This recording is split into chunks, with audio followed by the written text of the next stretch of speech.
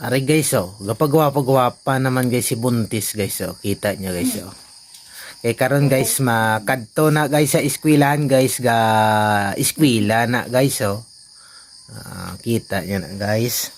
Siyempre para may sulod ang utok na sila. Oh, wow, sana all. May ano? May? Para may sulod ang utok. Abaw. Para ma-refresh yung utok ba? Ma-refresh, gani, ma-refresh. Oh! Kawai ka man ligo-ligo, paano na mag-refresh? Uy, naligo ako Naligo. kahapon. Kahapon yun. Ngayon, wala. Aba, amo na siya guys. Kay karon guys, idulong ko na guys sa eskwelahan. Kay maeskwela na guys. Ay mas namigid guys ang mapaeskwela mo para may ang iyang future sa mga kabataan bala guys. Yan.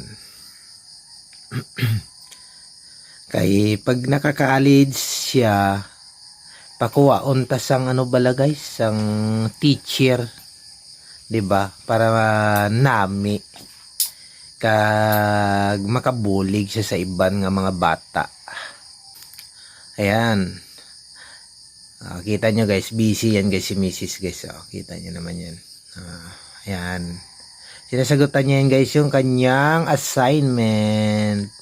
Pero pag ako yan guys magsagot guys, sigurado yan guys. Perfect yan guys. Wala mali yan guys pag ako magsagot niyan.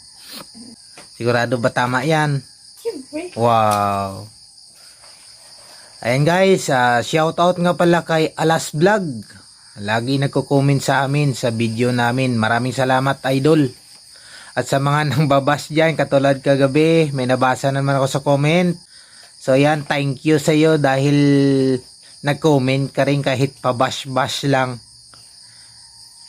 Ayan guys. Sige guys, nandito na lang guys ang video namin guys. Mag-prepare na kami para papasok sa school. Yan. Sige, see you again guys. Bye-bye. Shout out ka naman dyan. Yan.